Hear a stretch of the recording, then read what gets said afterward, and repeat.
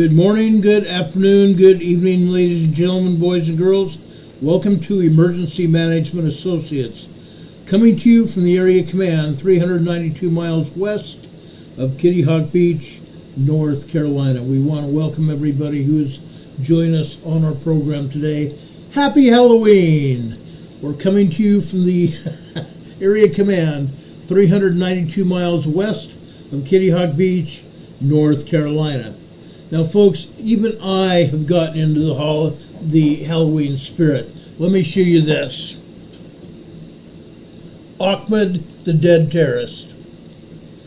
Ahmed the Dead Terrorist, guys. Even I am in the Halloween spirit today. We're going to start the program today with the national anthem, if you would let me do this. We want to start this program off with our traditional national anthem, coming from the United States Army Barbershop Quartet, performing at the Barbershop Quartet Convention in 2015. Please rise with us for the Pledge of Allegiance and the United States National Anthem.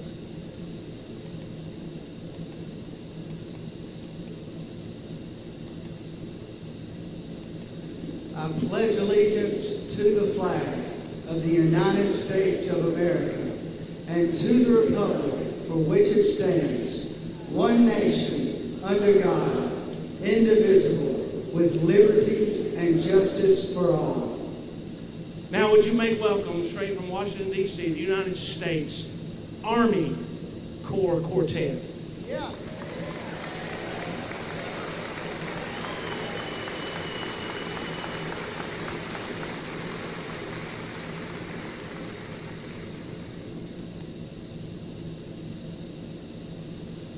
Oh, say can you see by the dawn's early light what so proudly we hailed at the twilight's last gleaming, whose broad stripes and bright stars through the perilous fight o'er the ramparts we watched were so gallantly streaming, and the rocket's red glare, the bombs bursting in air, gave proof through the night that our flag was still there.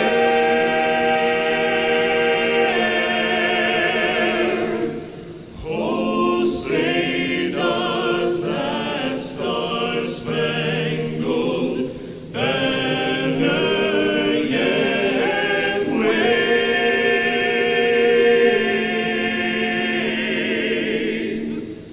o'er the land of the free and the home of the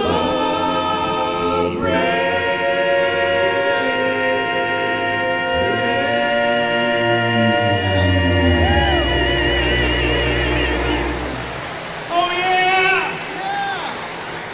Come on, folks, let them know it. America's finest. The United States Army Barbershop Quartet, performing at the Barbershop Quartet Convention in 2015.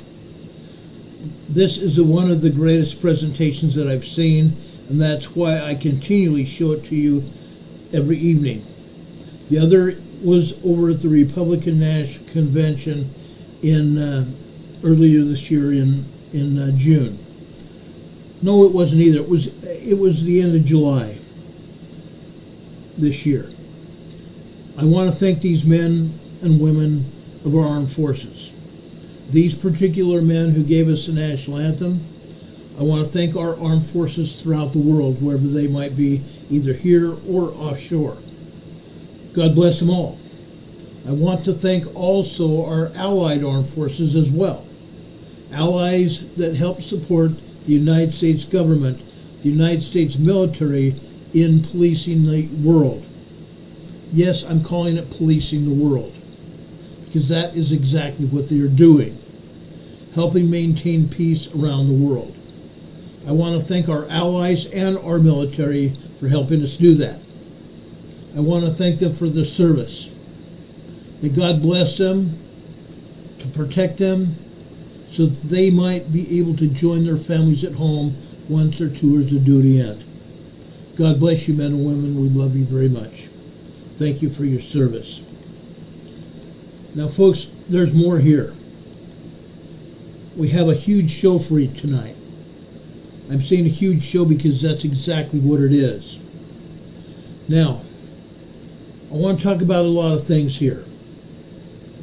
The first thing I want to talk about is an earthquake that happened yesterday offshore from Oregon. Offshore from Oregon. It was a 6.1 earthquake. A 6.1 earthquake. Offshore from Brandon, Oregon. Now, what's important about this? Number one, it was 173 miles offshore. Number two, it was on the Blanco fracture zone.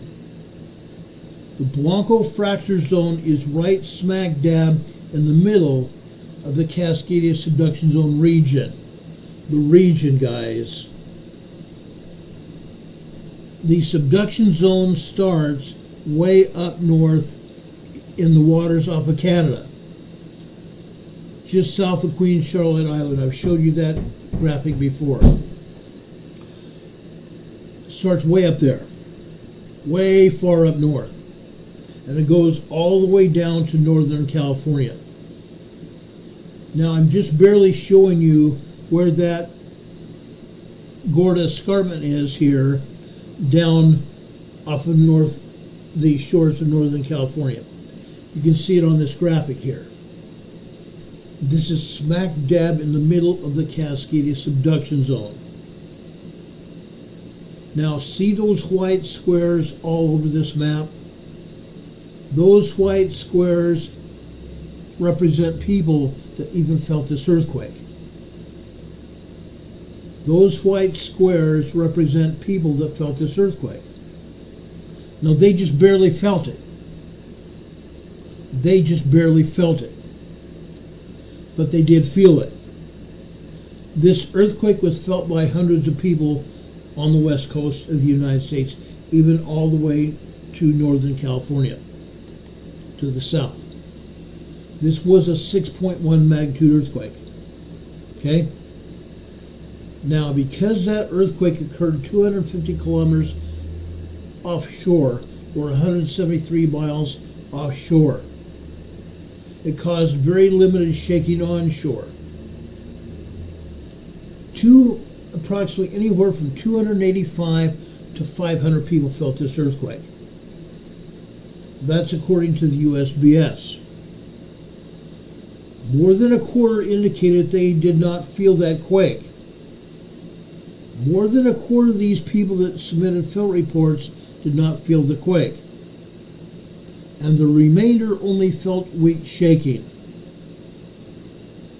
Now, again, this earthquake occurred yesterday. Okay?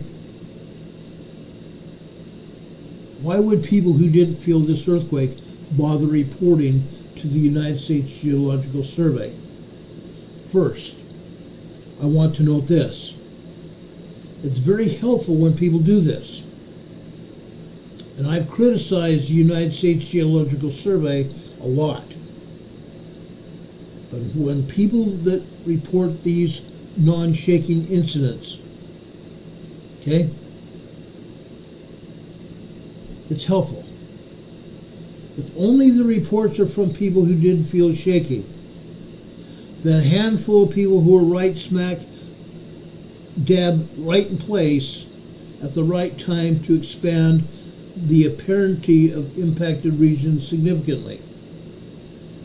Okay? Those people that felt that quake significantly. Negative reports, in other words, reports that don't affect any kind of shaking at all are useful.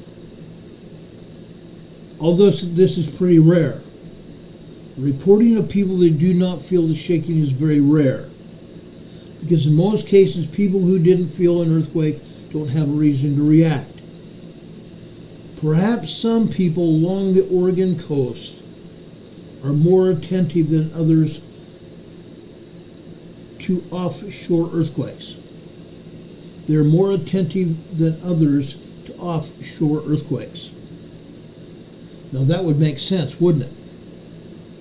The coastline of Oregon and Washington to the north, and the northern bit of California to the south, is paralleled. And we talked about this before. It is paralleled to the extremely hazardous Cascadia subduction zone. And you can see the Cascadia subduction zone, that earthquake fault that rides right parallel to the coastline of North America.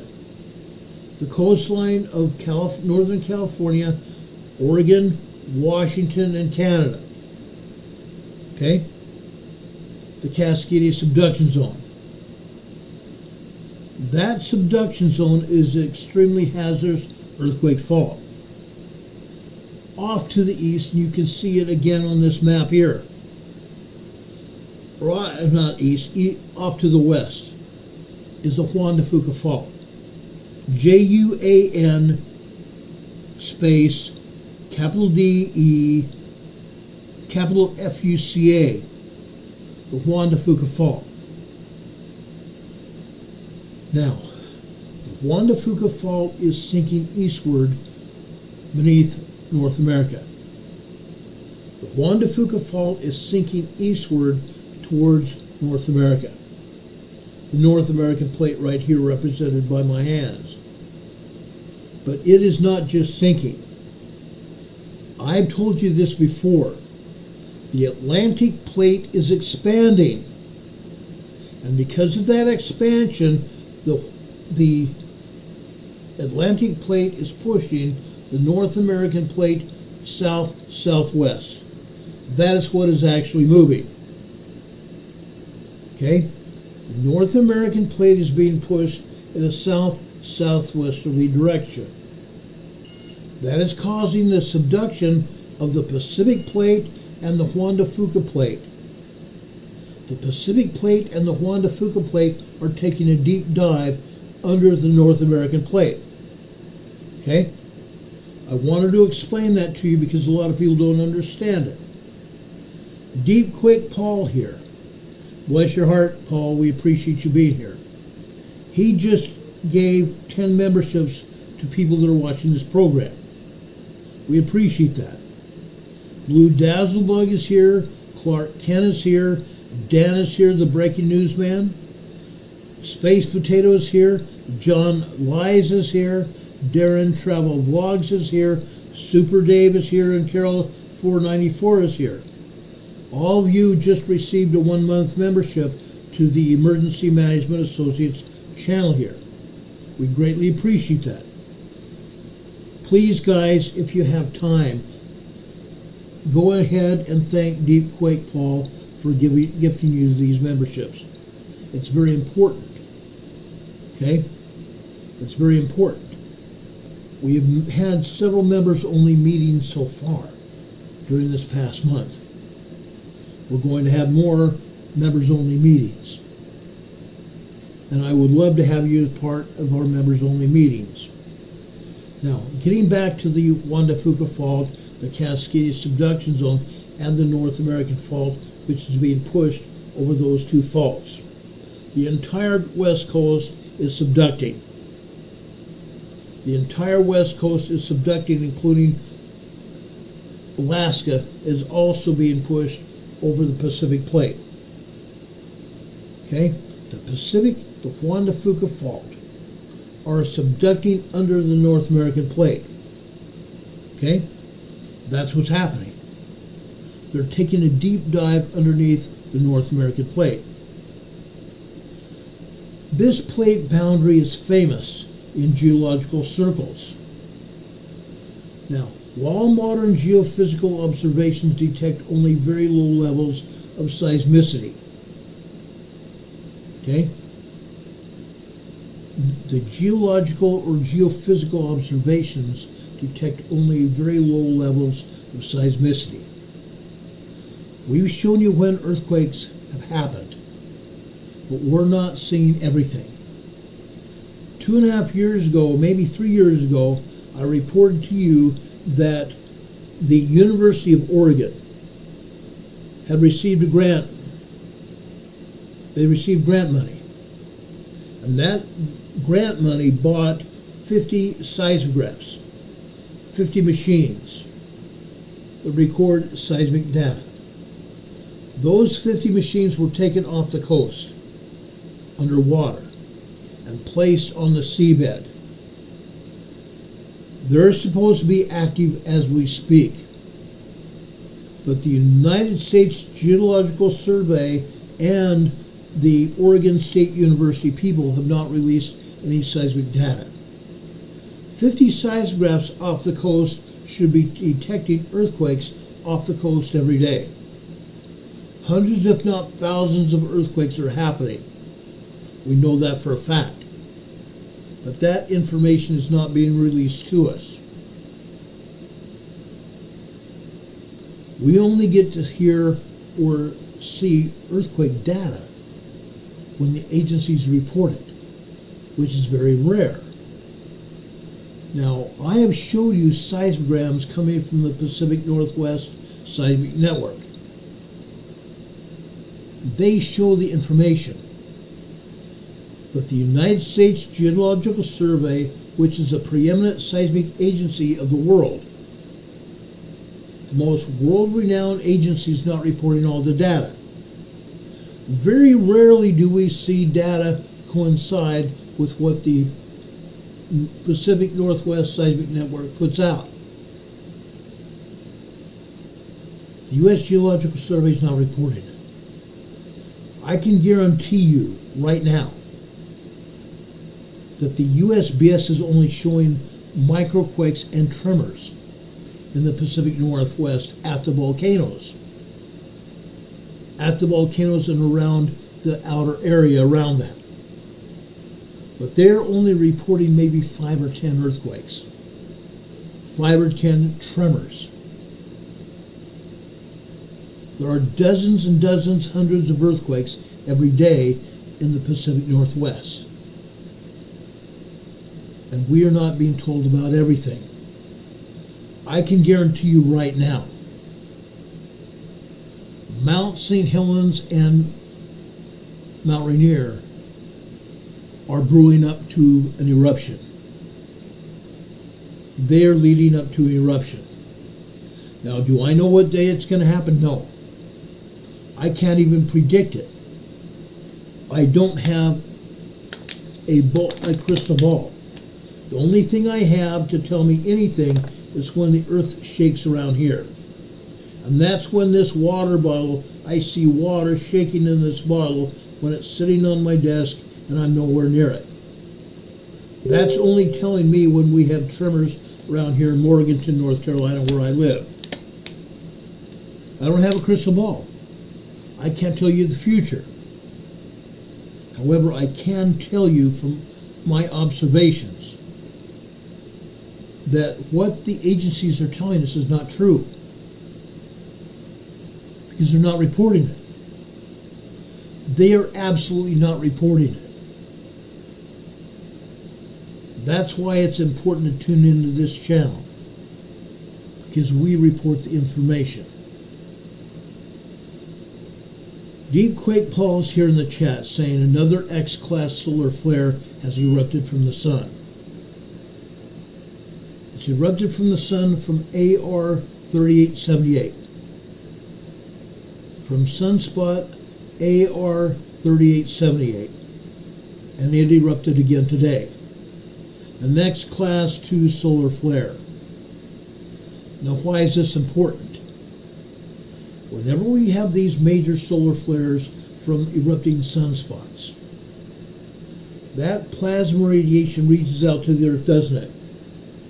It reaches around to the Earth and literally engulfs the Earth in plasma radiation just like this. Okay? Within 2 hours after the eruption from the sun, the Earth is getting hit with X-ray radiation, light radiation. This happens. It happens literally every day.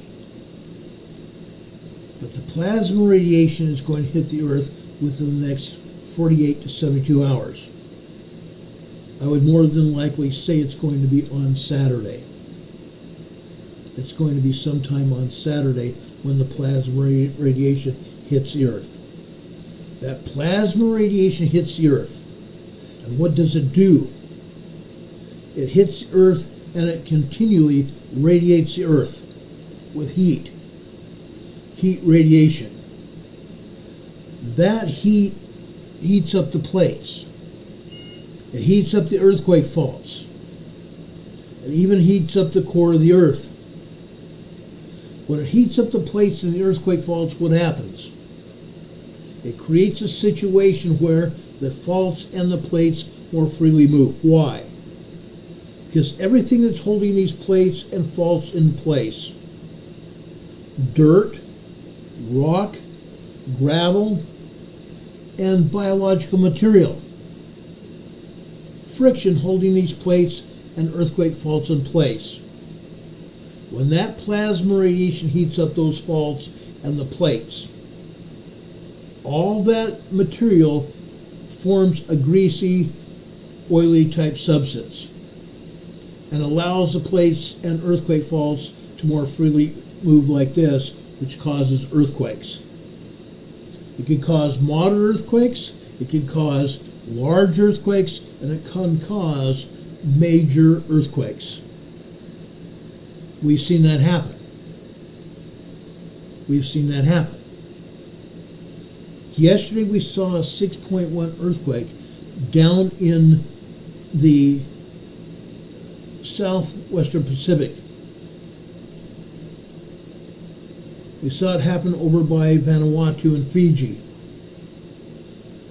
We also saw that the plates move over off the west coast of North America. The Blanco fracture zone, like I'm explaining right now. That's because we've had solar flares constantly hitting the Earth. The plasma radiation hitting the Earth just like this. Now, this plate boundary that we're talking about, the Cascadia subduction zone and the Juan de Fuca plate and the Pacific plate, this happens. Earthquakes happen. They're constantly happening. They're constantly happening. Now, can I tell you when the next big earthquake's going to happen? No, I can't. I can't. Now, Deep Quake Pulse says a pulse of extremely ultraviolet radiation from the flare ionized the top of the Earth's atmosphere. Okay? What does that mean? That means the Earth's ionization. Okay? Positive and negative ions. And that radiation also heats up the magnetosphere, causing a geomagnetic storm. A geomagnetic storm. And when that happens, we see auroras. With this X-class flare, we're going to see auroras. Now, Mark Wages is going to be on the air very soon to talk about this. After this program, I would advise all of you that are watching this program now to go over to Mark Wages here on YouTube. He's going to explain more about this flare. Mark Wages is an expert. Mark Wages is more of an expert on solar flares than I am. And I understand a lot about them. Mark Wages is also a friend of mine. He has a channel called Wages World. I urge you all to go over to his channel and watch it. It's very important. Linda Covington is here in the chat. She says she has a question. What effect does the Cascadia have as a power-up on earthquakes? Or she said, I think she says the CMEs have as a power-up on the earthquakes. Again, Linda and everyone else, let me explain this again. The CMEs launch from the sun. They carry out X-ray radiation within 2 hours that reaches the Earth. The main part of the CME, however, takes approximately 2 to 3 days to reach the Earth. We're talking about plasma radiation that's going to heat up the magnetosphere, heat up the upper parts of the ionosphere surrounding the Earth. That's going to heat up the plates, which is going to cause the plates to more freely move. All that biological material that usually holds the plates in place by friction. All that material that holds the plates and the earthquake faults in place by friction. All that material is going to heat up to an oily, greasy substance, which is going to allow the plates and the faults to more freely move. That's the process. Demon Catmancy says, we think that Linda means a particle accelerator. Now, I don't completely understand the particle accelerator. However, it heats the place up. Okay? The ionization, the substance that's down there, the protons that are down there, create heat, don't they? They create the heat. Deep quake Paul saying the protons down there, the poles then pop. Poles then quakes pop up. That's because of the proton plasma radiation. Okay, it heats them up. It heats them up. It heats them up, allowing all those particles that hold those plates and hold the faults in place to more freely move. Okay? That's what happens. It happens every day. With all the X-ray, X-class, I shouldn't say X-ray, the X-class solar flares that are happening. This is going to increase. It's going to increase substantially. Okay? We are right smack dab in the middle of the solar maximum. The solar maximum started just about 2 years ago. It's gradually built up. Some people say that the solar maximum did not really start until a year ago. But honestly, the solar minimum ended 2 years ago, and it gradually waned out until the solar maximum started in full force. And it's increased. The solar maximum has increased. And it's going to continue. We are going to continue seeing these X-class flares hit. These X-class flares are going to hit over and over and over again. Some of these X-class flares are going to be worse than others. They're not just causing earthquakes. They have effect on every living, breathing thing on this earth. The radiation has an effect on every living and breathing thing on this earth. Humans, dogs, animals of all kinds, and as well as plants. Affects plant growth. This past summer we had a rash of X-class flares. During that time period that plasma radiation was entering the atmosphere, it was burning the leaves on my garden plants. Literally burning the leaves on my garden plants, and it wasn't the heat. It wasn't the daily heat. I was watering my plants and keeping them fed. I was making sure I did not water the plants and leaving water on the leaves for the sun to burn. There was a plasma radiation that was burning the leaves of my plants. And that happens every day. It happens more when we have more and more solar radiation coming from these X-class flares. Every day. Every day. Okay? Now, with all this said, we have the poles moving. The North Pole is moving. The South Pole is moving. The tilt, as a result, the tilt of the Earth is also moving.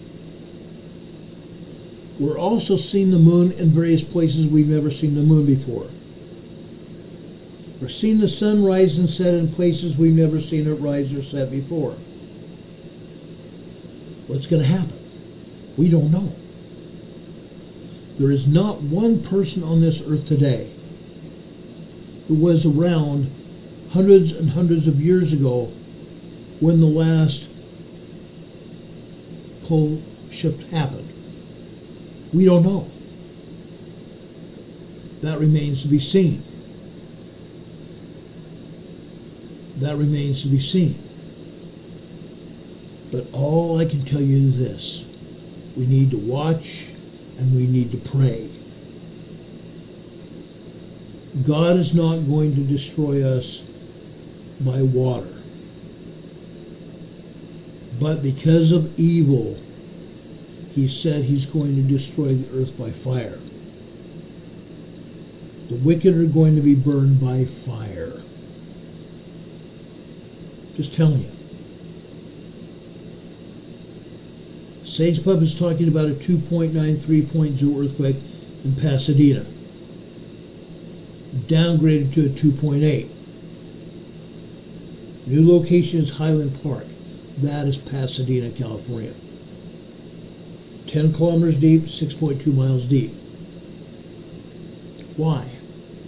All these earthquakes around Pasadena and also the Grapevine to the north of that. Those are aftershocks from 5.1 earthquakes that have hit several months ago.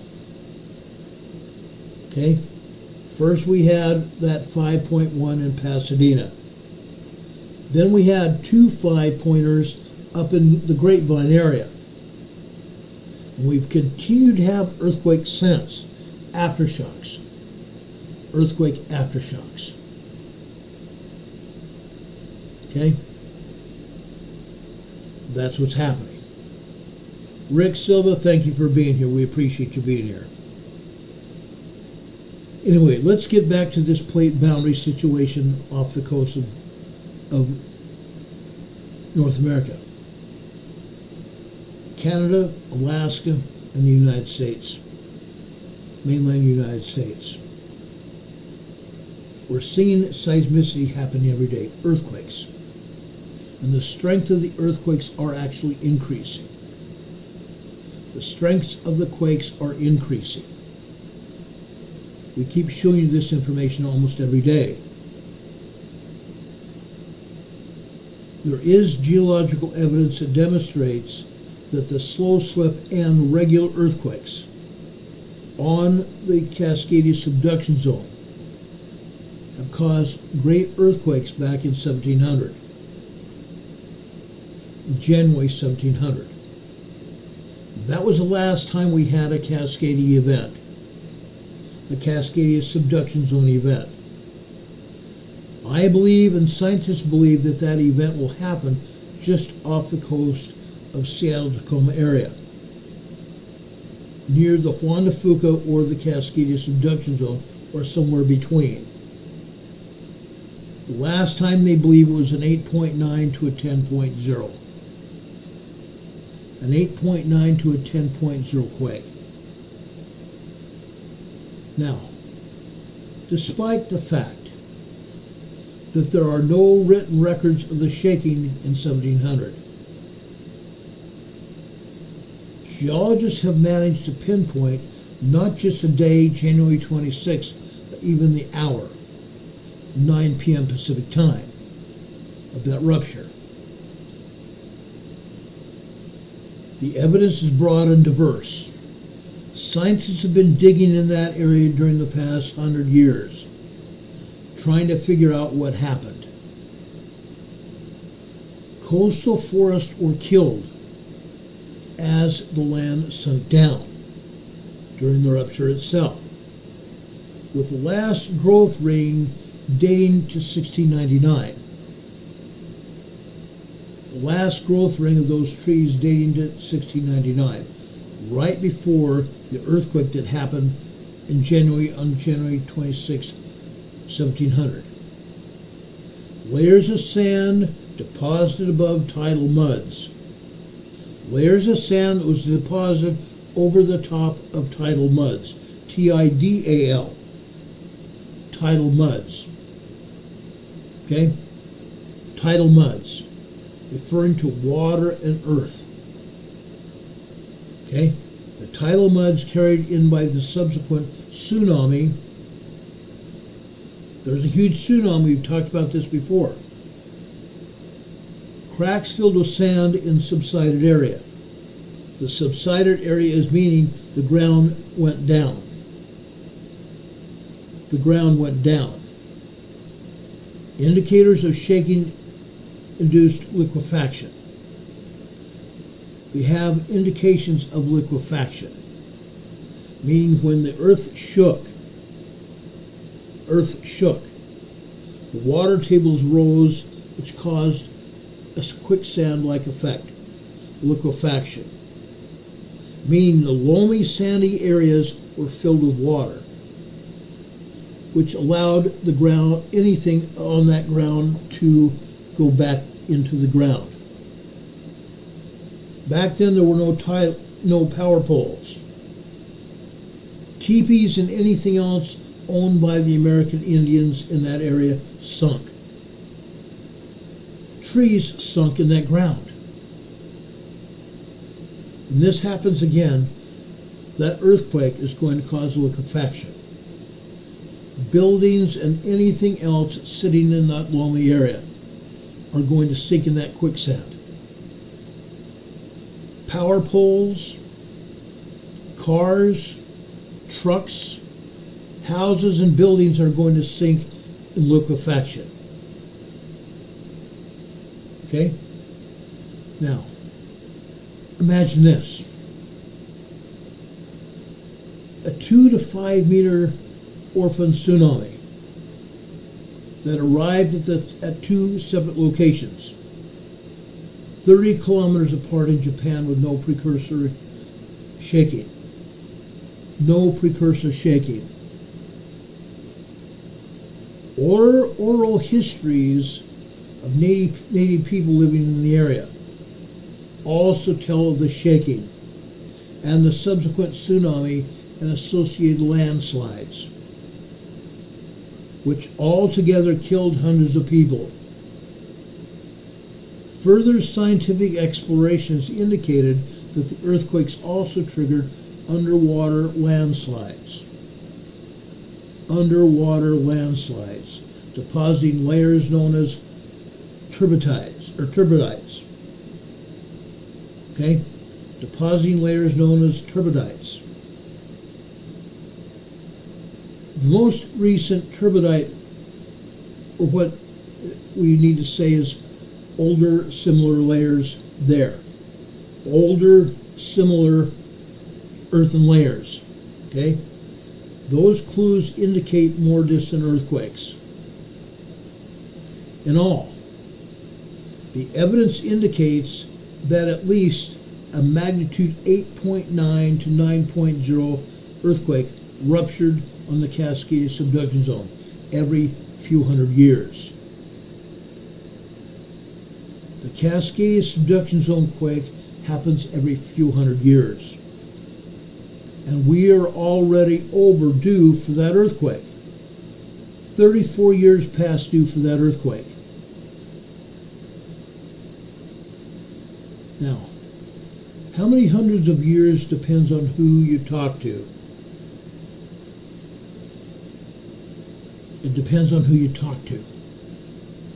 Some scientists argue for a recurrence interval of 300 to 500 years. Some scientists say it will happen every 300 to 500 years, which in that case, it could happen any time between now and 200 years from now. But most scientists are of the belief that it will happen within the next 25 to 50 years.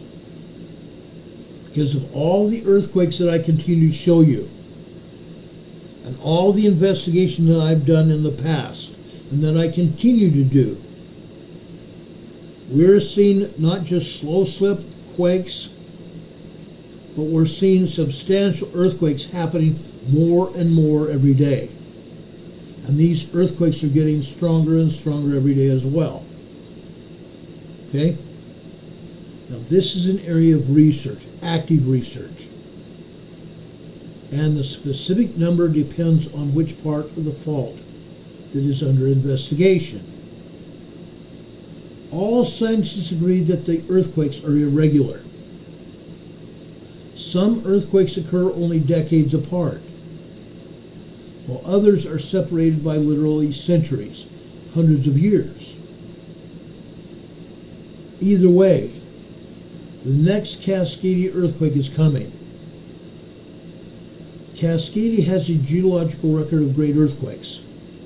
Great, strong, large earthquakes. However, it stands out among subduction zones. Subduction zones.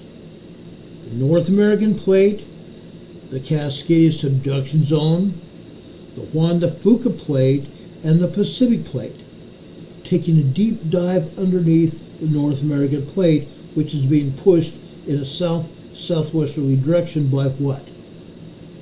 The Atlantic Plate to the east. Okay? The Cascadia area is a huge subduction zone.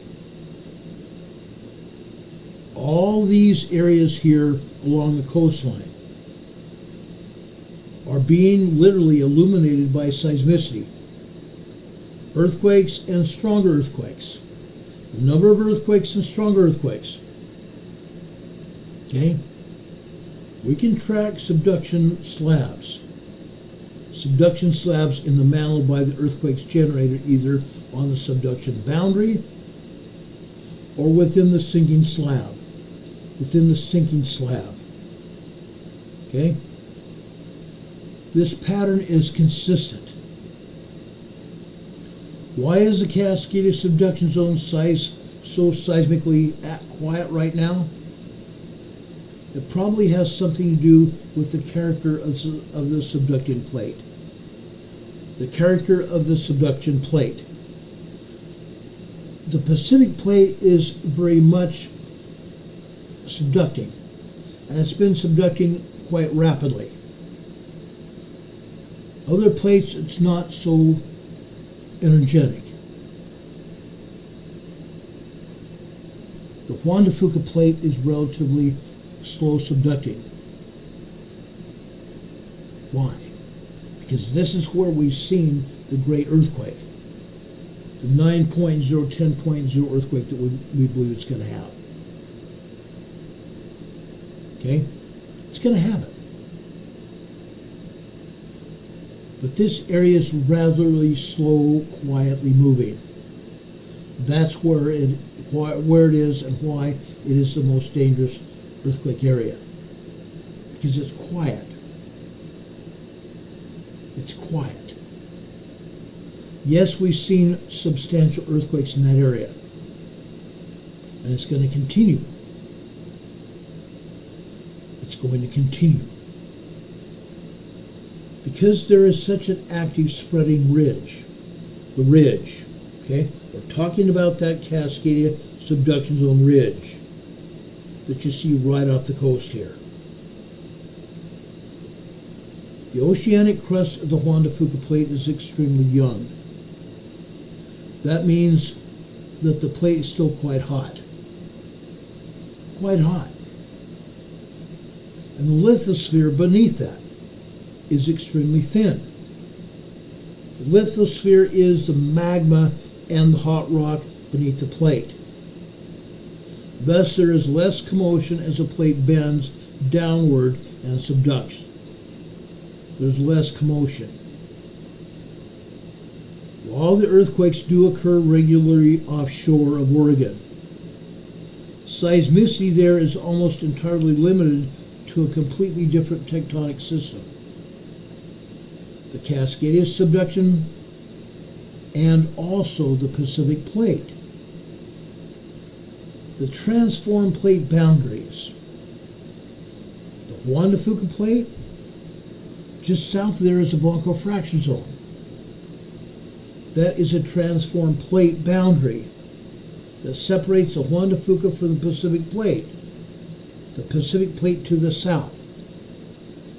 The plate boundary, however, is the one that ruptured on October 30th, 2024. Yesterday. The plate boundary.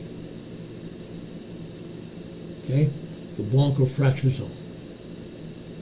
That 6.1 was on the plate boundary. The Blanco fracture zone is a right lateral transform fault zone.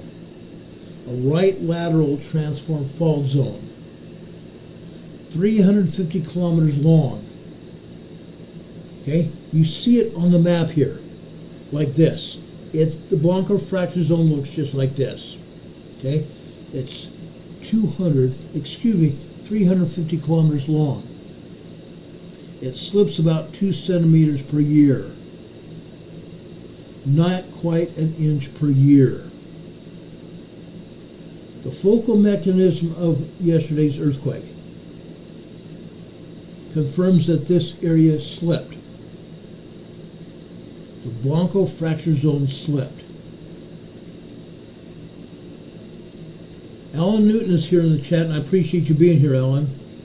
Alan says he's from Portland area.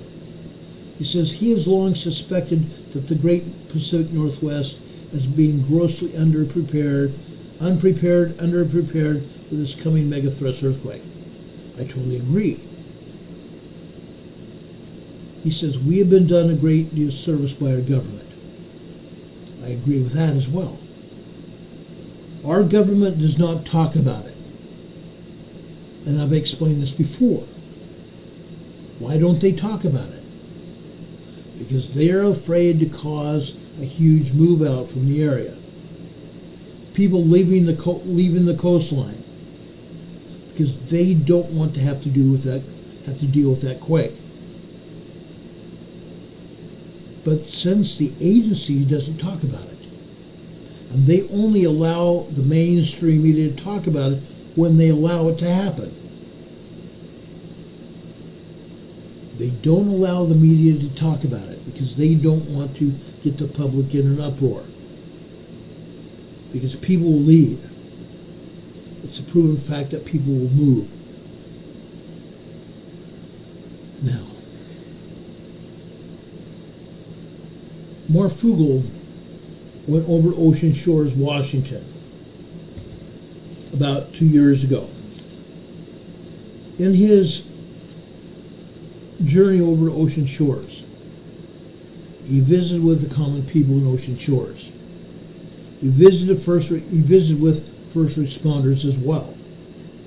Police, fire, paramedics, and other responders. I don't believe he even met with emergency management people there. He met with everyday people working in that area. What did he find out? The residents of Ocean Shores and the first responders knew very little, if nothing, about the coming Cascadia megathrust earthquake. They knew nothing about it. Now, who's talking about it? Moi. I am basically the only one that talks about this fault zone every week. Sometimes twice a week. I have shown you seismograms, which are the computer graphs showing you the seismic activity in every area. The area along the coast and the volcanoes. That is why I keep telling you all that Mount Rainier and Mount St. Helens are getting ready to erupt. We keep showing you the evidence. Is the government talking about it? No. They won't even own up to it. They will not even own up to it. They won't own up to all the slow slip happening along the coast.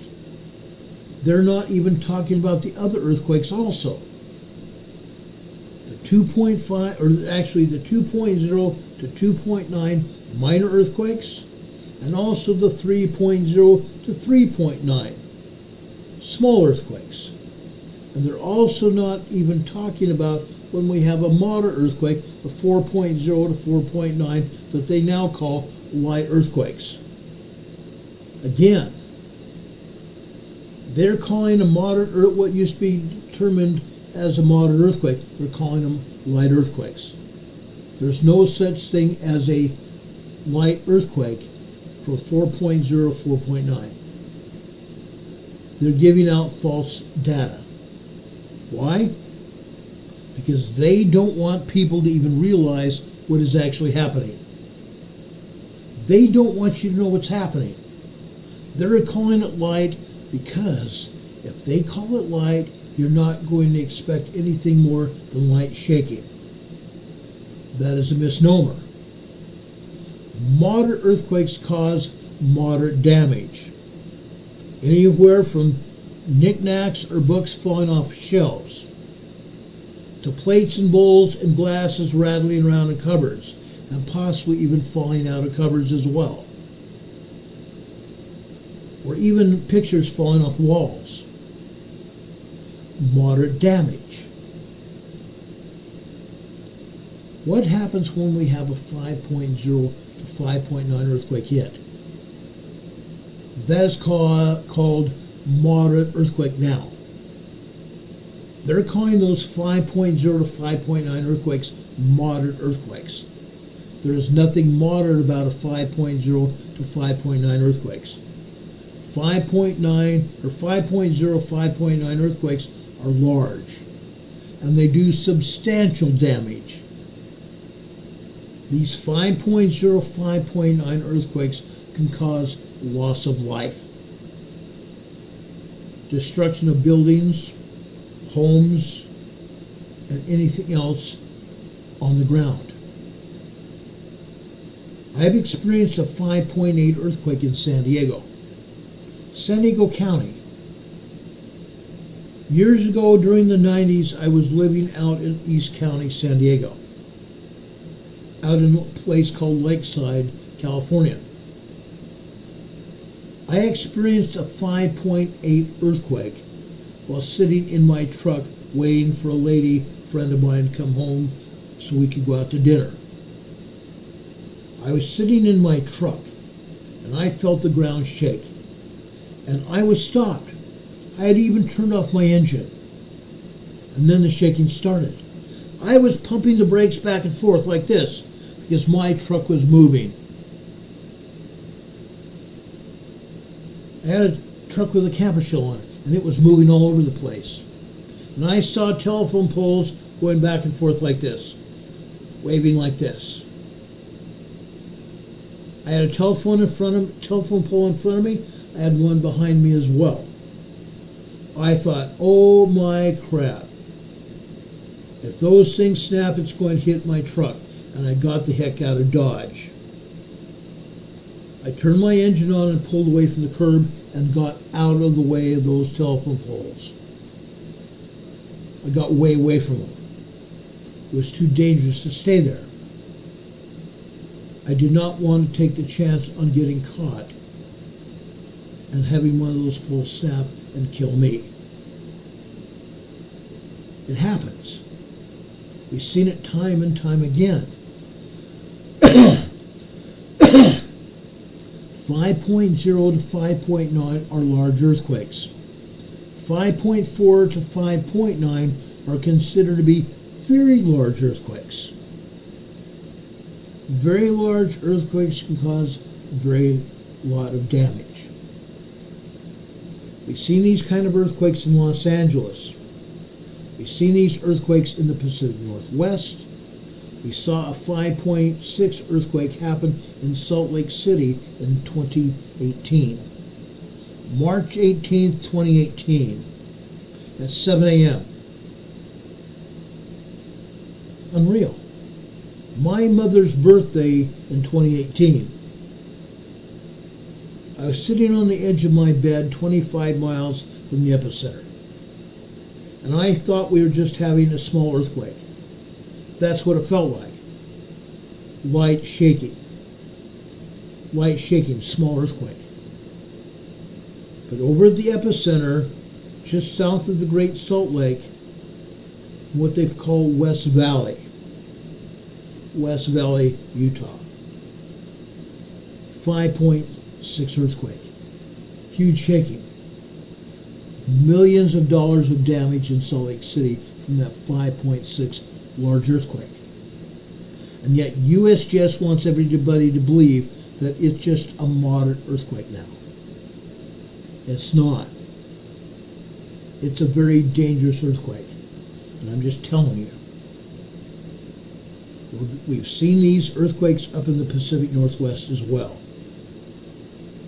We've seen 6.2s, we've seen 6.8s, and 6.5s in the greater Seattle area. Now, if you're worried that this 6.1 earthquake in the Blanco fracture zone might somehow trigger the great earthquake on the Cascadia fault zone, it's not. It won't trigger that earthquake. However, this earthquake is a precursor to a large earthquake. No, I do not believe right now that 6.1 was a precursor to a larger earthquake within the first 6 to 7 months after that quake happened. I don't think it was a foreshock, but it's nonetheless a precursor to a larger quake. It is a precursor from that larger quake to that larger quake. It's going to happen. Now, only a minority of earthquakes end up being foreshocks. 25% of earthquakes are foreshocks. Only 25%. I don't believe that 6.1 is a foreshock. It could be. But at this point in time, I don't believe it is. Second, that 6.1 occurred nearly 200 kilometers away from the subduction zone.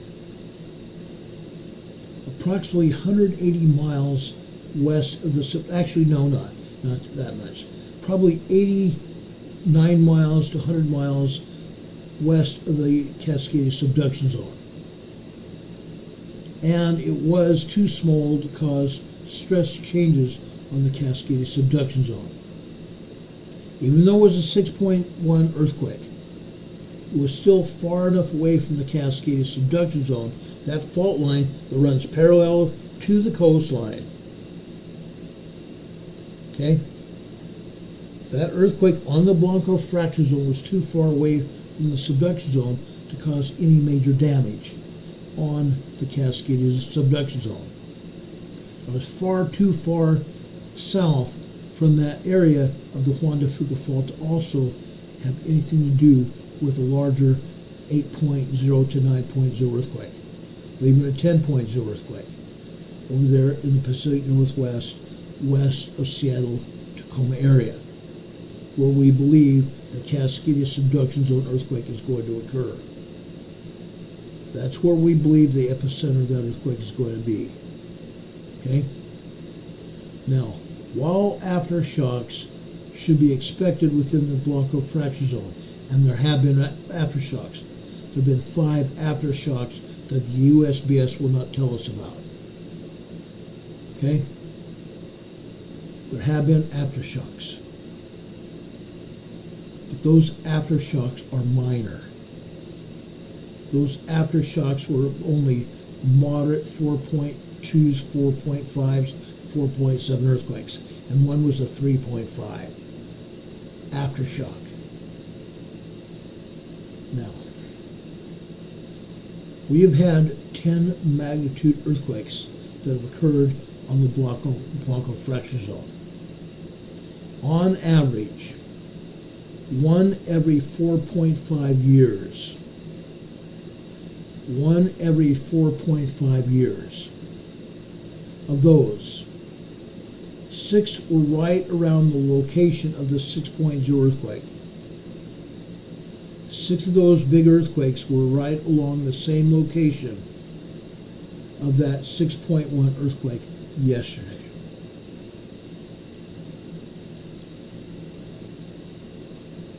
I'm just putting you on notice. The largest one was a 6.5 in 1985. The largest was a 6.5 moderate or a very strong earthquake in 1985. So this earthquake that we had yesterday was right on target. It's been about 5 years since the last 6+ magnitude earthquake hit in the Blanco fracture zone. About 5 years. So this 6.1 is right within that range. Okay? Does anybody have any questions about anything we said so far? I've appreciated your questions here. Alan Newton is still here. He says, when we begin seeing seismic or seismic activity on the subduction zone itself, that is when we need to even pay more special attention. I agree. But unfortunately, we ought to be spending more time now. We ought to be spending more time looking at each and every one of the earthquakes that are happening now. Because the larger earthquakes are still going to happen. And they may be even more dangerous than what we had yesterday. And we can't just spend time waiting for a very strong earthquake to happen. A 6.0 to a 6.9 earthquake to happen. We need to be paying attention about each and every earthquake that hits along the Cascadia subduction zone, that hits along the Juan de Fuca fault, that hits over down in the Blanco fracture zone, the Gorda plate or the Gorda escarpment. We need to pay specific attention. Yes, these earthquakes can cause attention, but we need to spend time every time these earthquakes happen to analyze, one, where they happen, 2, how strong the earthquakes are happening, how strong the earthquakes are hitting, and 3, the reason. The reason. We need to analyze everything to get a true picture of exactly what's happening. Okay? Now, I want to talk about what's happening with us today. I'm going to drift a little bit away from earthquakes now. I want to talk about what is happening in our lives today and what's going to be happening within the next 4, 5, 6 days. Okay? Now, I've been talking about huge election voter anomalies. Ballots being tampered with in Michigan, in Minnesota, in California, in Texas, in Georgia, in Alabama, Pennsylvania, and other places along the East Coast. Okay? Now, over in Green Bay, Wisconsin, we've had a number of illegal voter anomalies that have happened. Okay? Now, we have a woman running for President of the United States, Kamala Harris. President Trump told us yesterday when he was in Green Bay, Wisconsin, that Kamala's gross incompetence disqualifies her from being President of the United States. No one respects her. No one trusts her. And no one takes her seriously.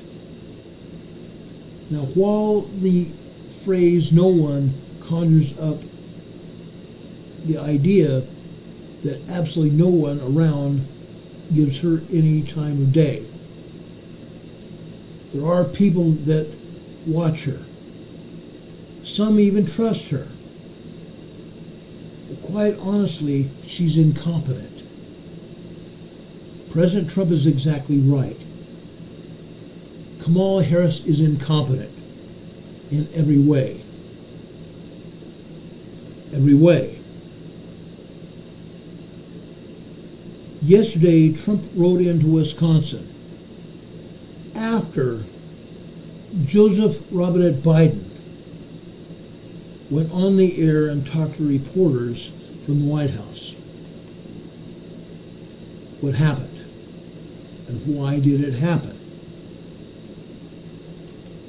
What happened? Biden said that all of the Trump supporters, 250 plus million people, are garbage. The President of the United States said that 250 million people, or even close to half of the population of the United States, are garbage. Interesting. Kamala Harris didn't even do anything to take some of that pain away. Joseph Biden is a president of the United States. If anything, he should be supporting the Democrat candidate for president. Now, I have called her a Democrat communist because that's exactly what they both are. They're Democrat communist members of the Communist Party here in America. They are. I'm calling a spade a spade. And I'm not going to take it back. I am not going to take that phrase back. They're Democrat Party, Communist Party candidates. Both of them. Joseph Robinette Biden called Trump supporters trash. Well, guess what Trump did yesterday? He went into Green Bay, Wisconsin. I want to show you what he did. Okay? This comes from a Benny Johnson video where Benny Johnson had shown a CNN news report. Trump climbed out of his plane into a garbage truck in Green Bay, Wisconsin. Now, I saw many news reports that criticized Trump as having problems getting into the truck. So I checked myself. Guess what I found? Trump had absolutely no problem climbing into the truck. No problem climbing into the truck at all. Now, Trump held a news conference. The following is just a clip of that news conference. He held a news conference right from the trash truck after he climbed in. He took reports or questions from the media from the cab of the truck. I'm going to show you just a small clip of this, maybe 30 seconds. To make that statement, it's really a disgrace.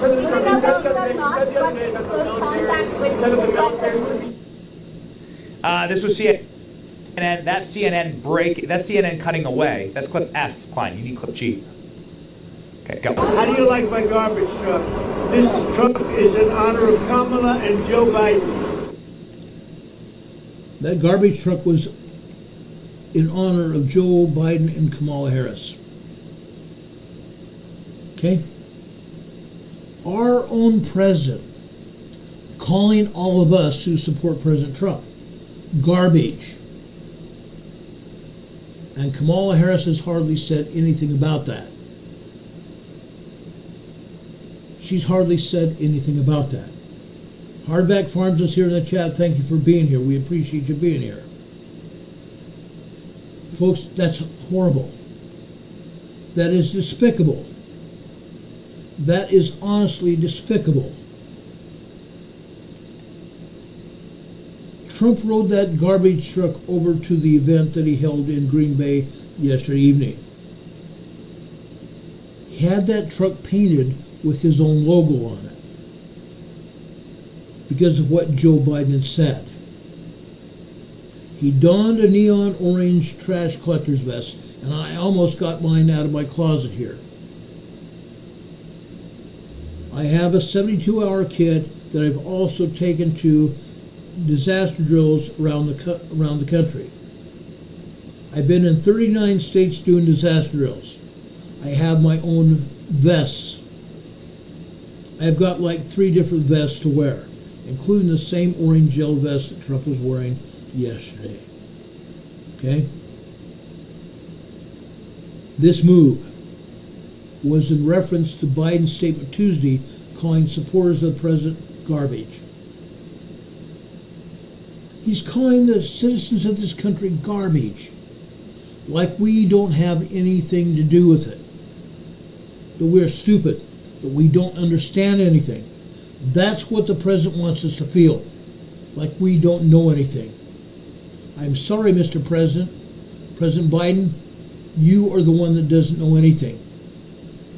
You are the one suffering from dementia. You are the person that should not even be in office right now.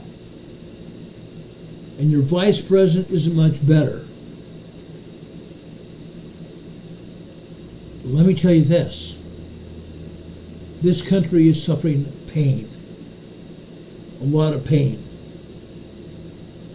I've talked to you about voter irregularities all over the East Coast, all throughout the United States.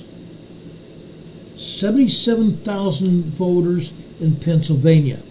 Ballots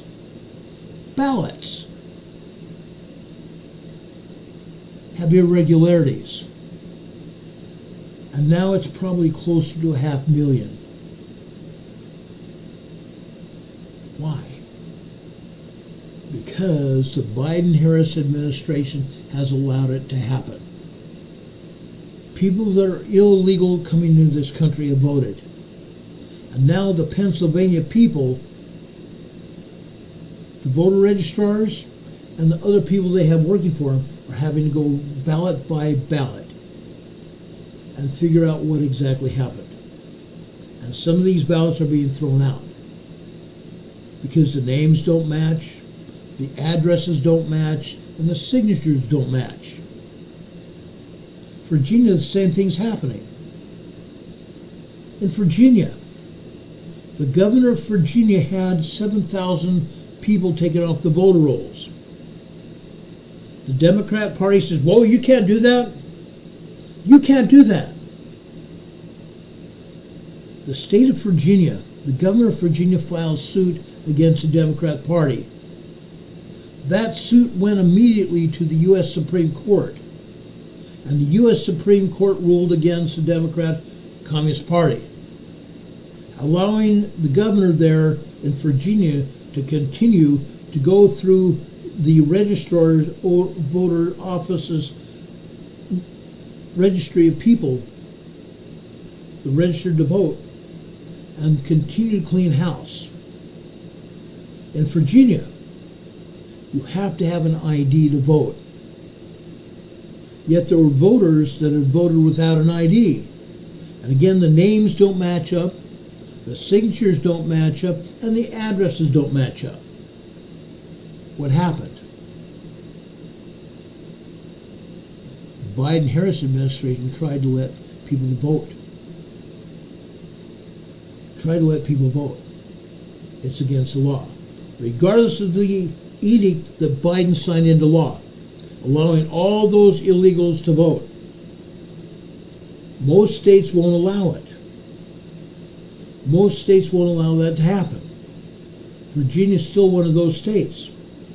And the United States Supreme Court ruled yesterday that the state of Virginia can still go through the people that are registered to vote to make sure the voter rolls are correct.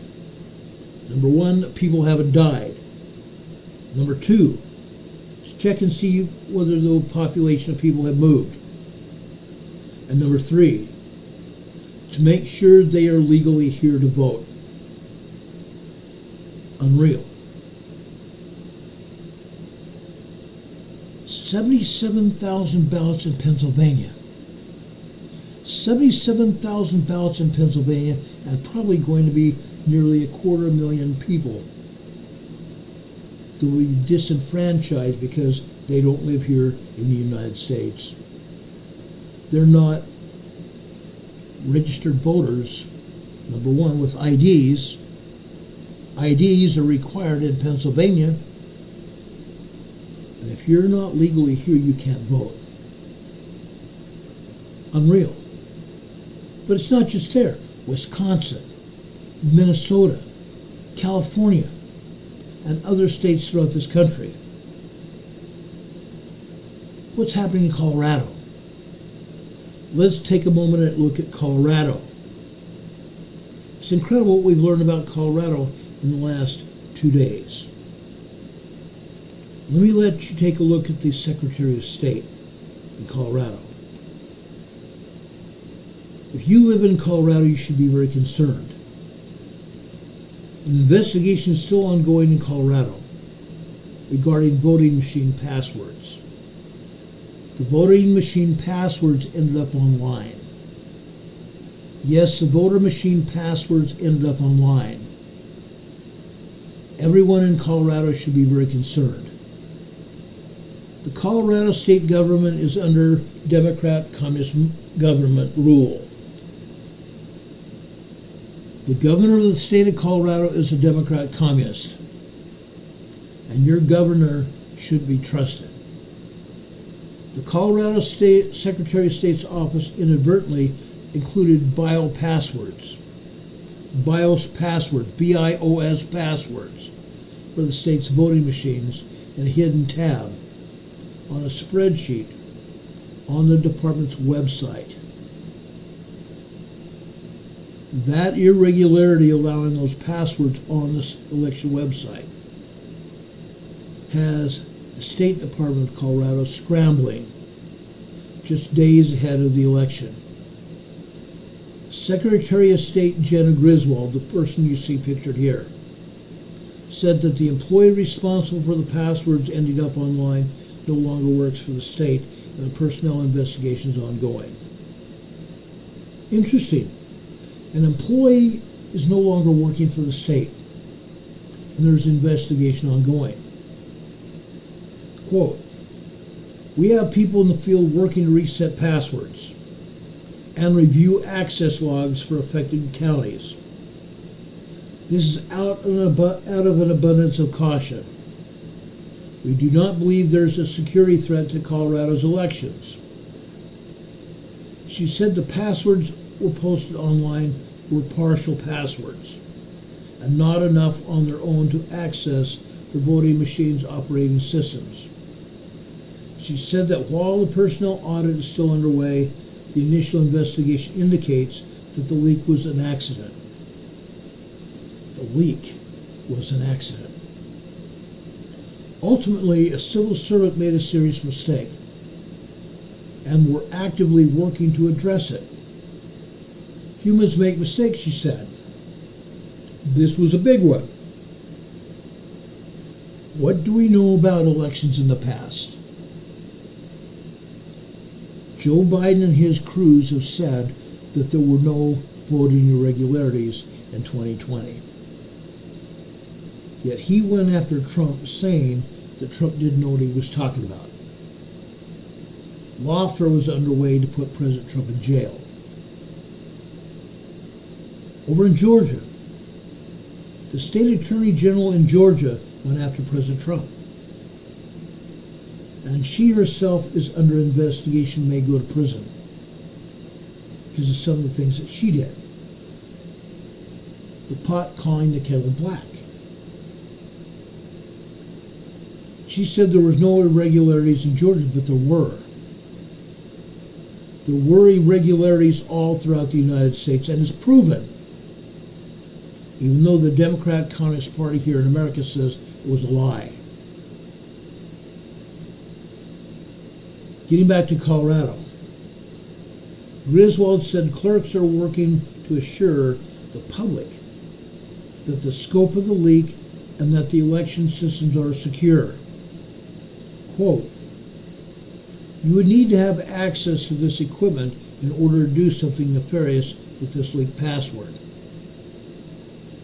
She said that the person who did it is no longer working for the state. But who else is doing that? Who else may have been affiliated with the person they fired? Interesting. Over in Boulder, Colorado,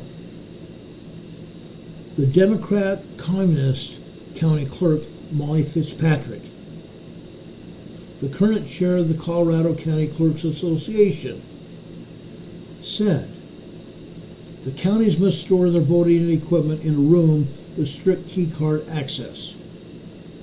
Strict key card access controls. Interesting.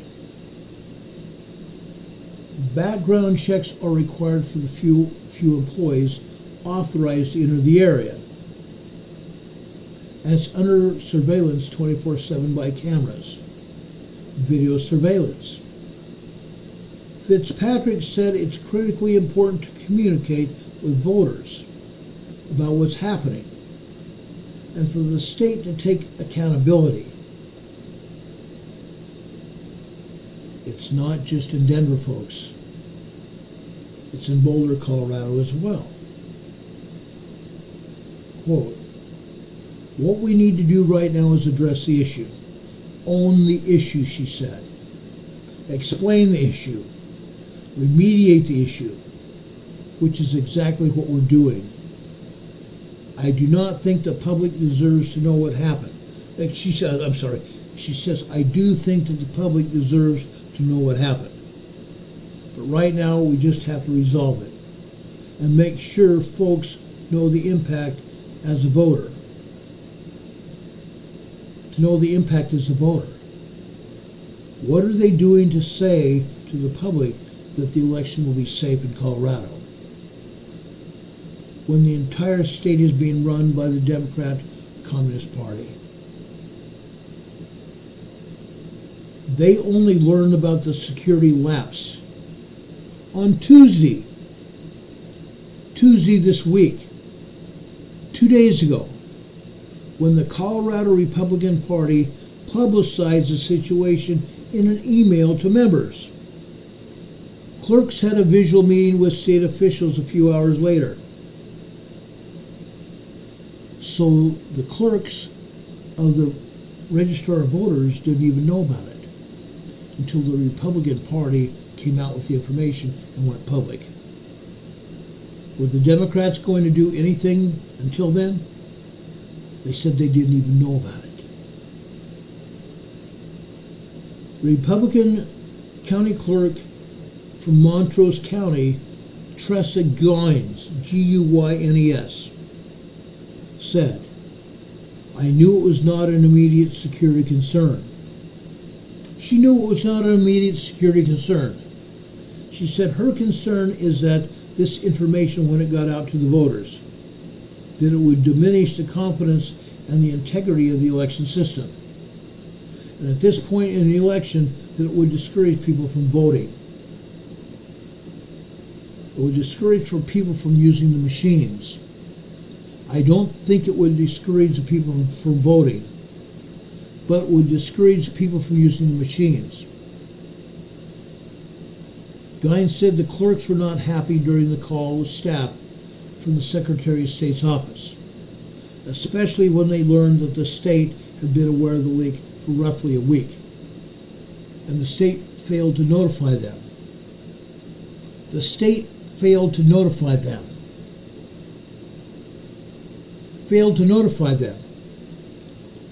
The state knew about it, and the state didn't do a darn thing about it. Should you be concerned about your state's voting system? Should you be concerned about the voting machines? Absolutely should. There have been all kinds of irregularities with the machines for years now, dating back to 2007. Yes, 2007.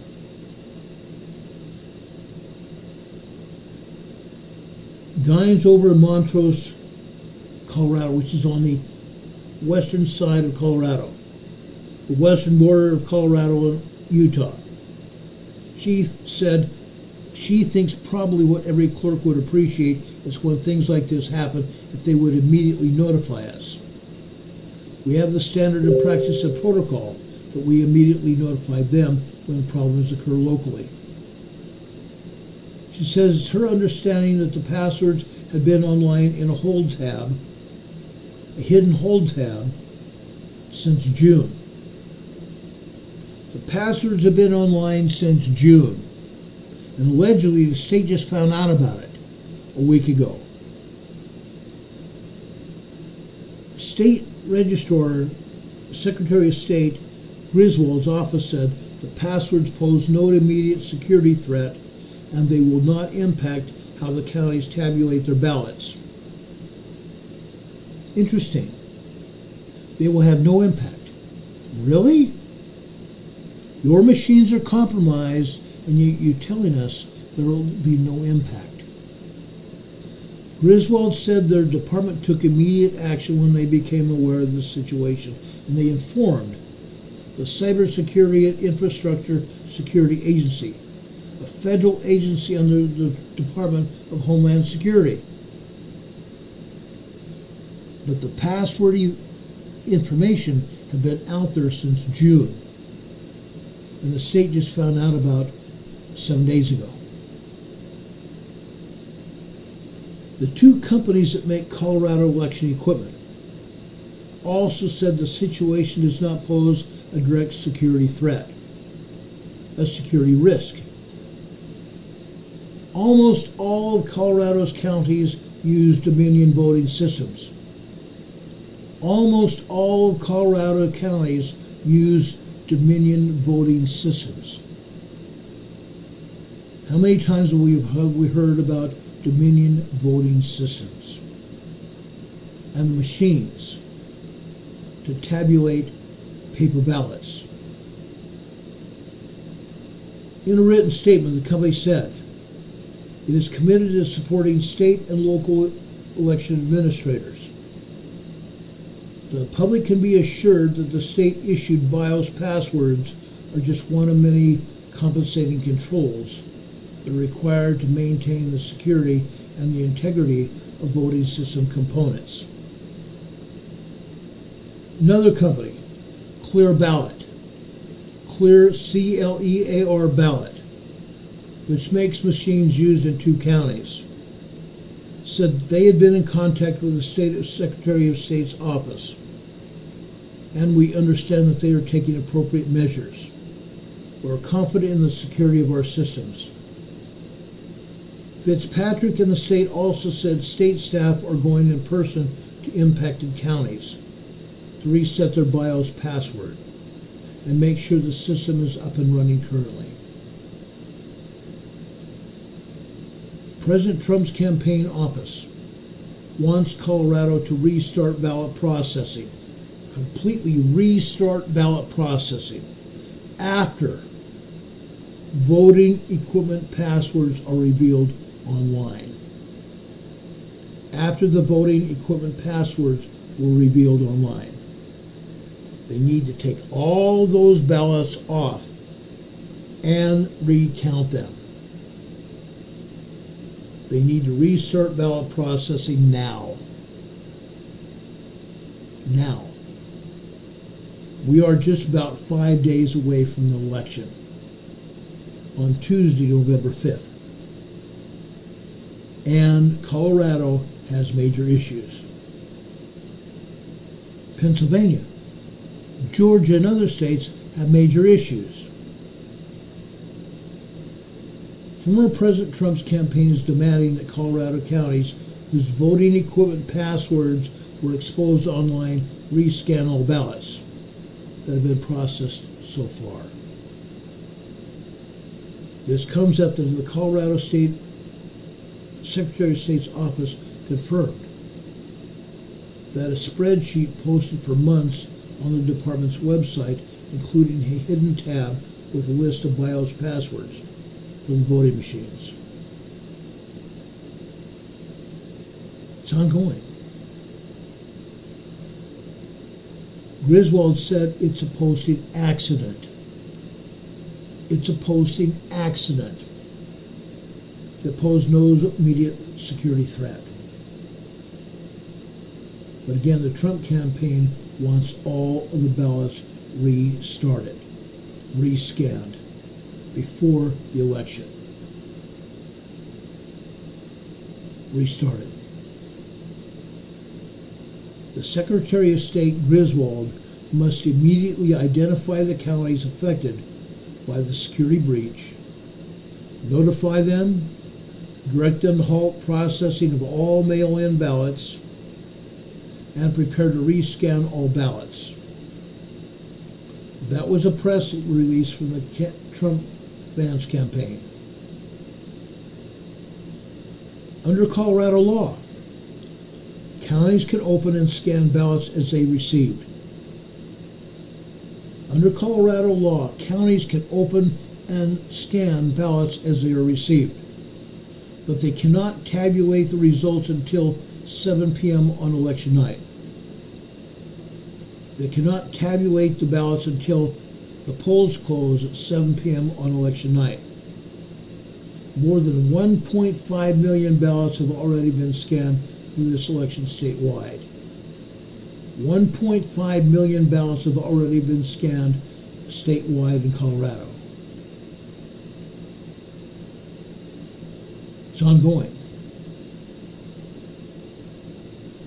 The Trump-Vance campaign's letter warned that the password information could have impacted the software update of the voting machines earlier this year, as the passwords were out since June.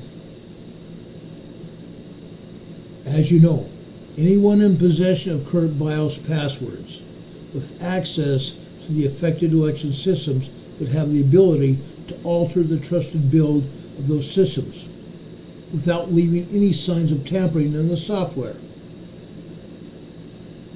Isn't that interesting? That anyone that had access to the BIOS passwords would be able to go into the system and alter the system and leave no evidence of tampering anywhere. Incredible. That is according to Attorney Scott Gessler, a former Colorado Republican Secretary of State. The former Secretary of State gave the information that the current Secretary of State would not put out.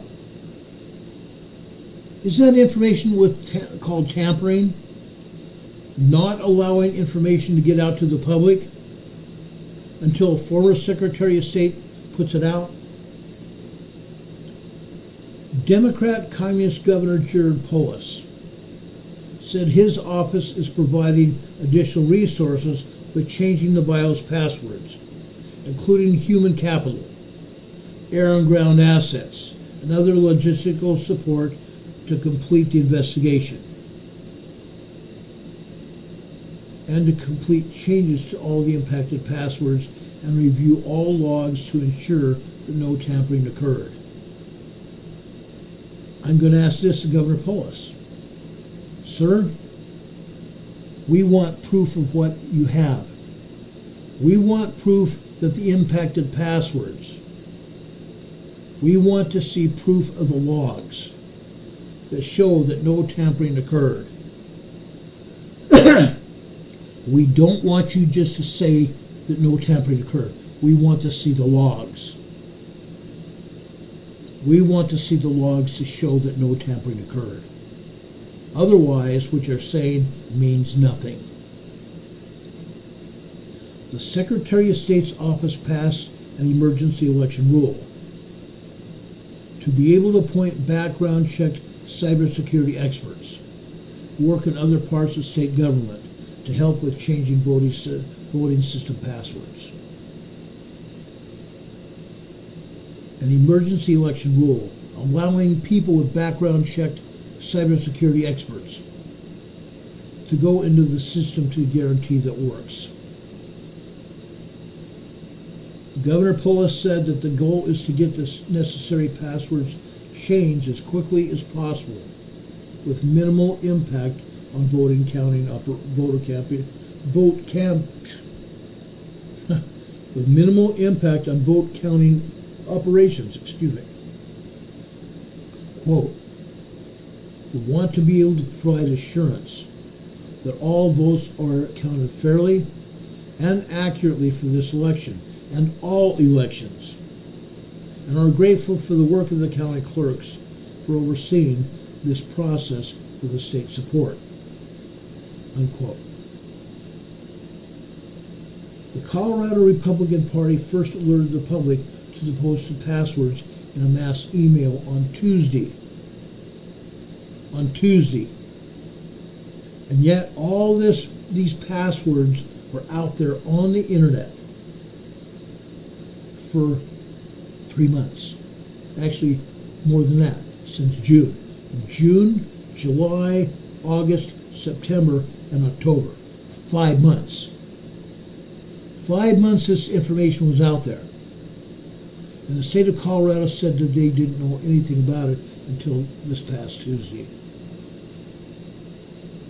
Interesting. And the Republican Party is who notified the Democrats of the problem. Officials said because of the range of safeguards currently in place, they are confident the state's election systems remain secure. Dominion Voting Systems and Clear Ballot also said the situation does not pose a direct security risk. And the BIOS password is just one of the many controls required to maintain the security and the integrity of voter system components.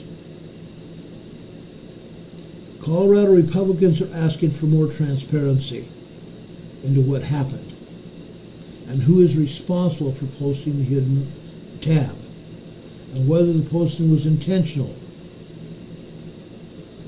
Today, State Senator Kevin Van Winkle officially requested an emergency meeting of the legislature's bipartisan audit committee to look into the matter. Now this is interesting. Please hang in here with me. State Senator Van Winkle officially requested an emergency meeting of the legislature's bipartisan audit committee to look into the matter. Van Winkle is a member of that committee, which is split equally between Republicans and Democrats. With the election less than a week away, the Legislative Audit Committee may be the only available venue to independently and quickly determine if the election systems were ever compromised, to drive corrective action, or simply serve as a platform to inform and ensure the public that the Colorado state voting systems are safe.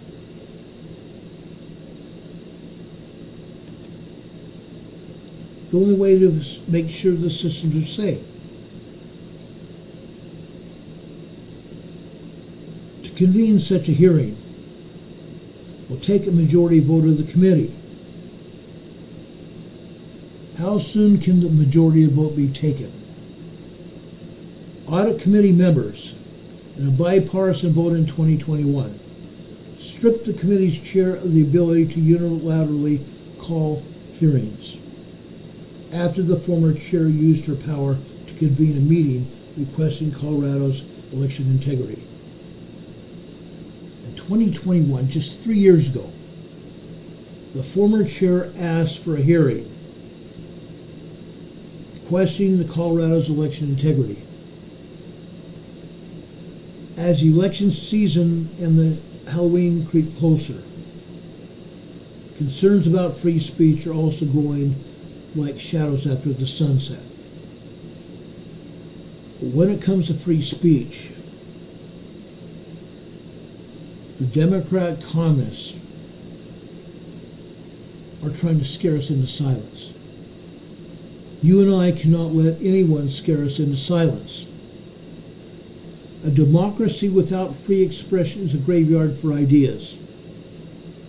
A democracy without free expression is a graveyard for ideas. I want to make sure everybody heard that. I believe it's important to understand. I believe this is very important to understand. A democracy without free expression is a graveyard for ideas.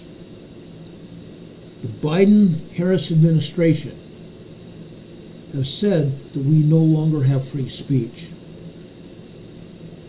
And they were going to use the military against us. They were willing to use the military against us to make sure we couldn't talk, taking our free speech away from us. Incredible.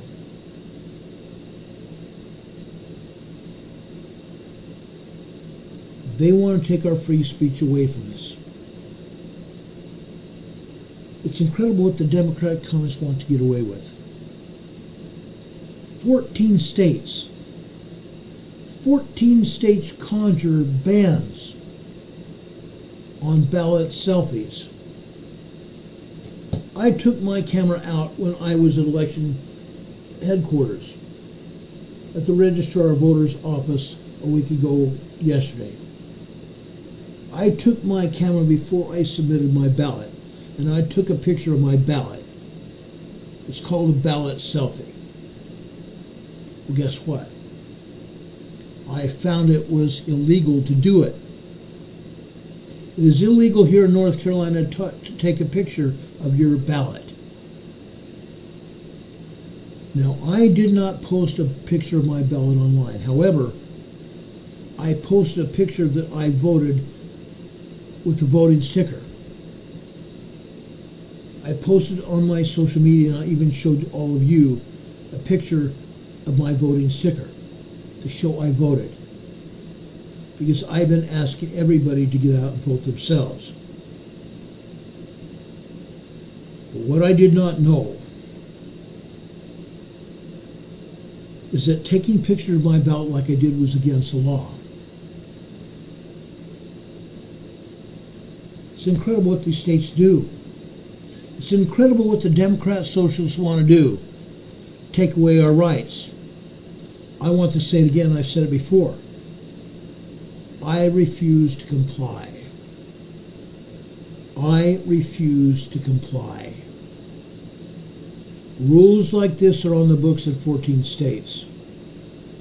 We believe that not only do we have the right to vote, but we also have a right to take a picture, a photo of that same ballot. Taking a photo of your ballot to vote is illegal. If the court follows the majority of other courts have ruled on the ballot selfie issue, this law will be banned. The selfie ban will be ruled against North Carolina. 4 federal district courts, 2 state courts, and the U.S. Court of Appeals for the United States First Circuit have already struck down ballot selfies in other states. 6 other states. And I'm sure it's going to happen again here in North Carolina very shortly. So far, every court that has considered the issue has ruled that taking and sharing a ballot selfie is a First Amendment protected expressive activity. It is a First Amendment protected expressive activity. When states argued that they needed the bans because those selfies could be used to further vote buying. Really? Vote buying schemes. The The courts weren't buying it. The courts weren't buying it. In fact, no state that has ever offered even a single example, no states have ever even offered a single example that someone taking a picture of their ballot is for the purpose of committing a crime. It hasn't happened. Today, North Carolina is just one of just 14 states that outlaws ballot photography. And momentum is building to get rid of the antiquated laws that do not reflect the importance and high value of political speech on social media. Political speech on social media. The Biden administration has almost stopped it. The Biden-Harris administration has almost stopped all political speech on social media. Facebook and YouTube. As I have stated many times in the past, I've now had two YouTube channels. Two YouTube channels. After 4.5 years, my first channel was taken down because I expressed myself. I stood up against the Communist Party, the Democrat Communist Party, that the Biden administration had enacted the FBI to make sure that we were not allowed to talk on Facebook or YouTube about any political matters at all. I was warned 4 or 5 times before my channel was taken down. Since I've been on this particular channel, I've not been warned about anything. My channel has stayed operative. But YouTube consistently continues to unsubscribe you folks from this channel. I would ask each of you tonight to make sure you're still subscribed to this channel. If you're not subscribed, please do so. If you were unsubscribed by YouTube, please resubscribe immediately. And those people that resubscribe or need to subscribe, please subscribe to this channel immediately. And when you do, right next to that subscribe button, you're going to see a little bell icon. A little bell icon in a circle. Click on that bell icon. A drop-down menu of 3 items will pop up. Click on the word all. That should get you notified when we come on the air. But be advised, YouTube doesn't like me. YouTube consistently tries to take people and not notify them when we come on the air. I continue to tell you all that I come on the air between 6 and 7 p.m. Eastern Time, Monday through Friday. Yes, there have been occasionally times when I've come on the air after 7 p.m. And there will be more times that will come on the air after 7 p.m. until 7 a.m. or even after 7 a.m. to 6 p.m. Because there may be times when something happens here in the United States or around the world that we need to tell everybody about. Why? Because people's lives may be in danger. We want to make sure we come on the air to tell you about it.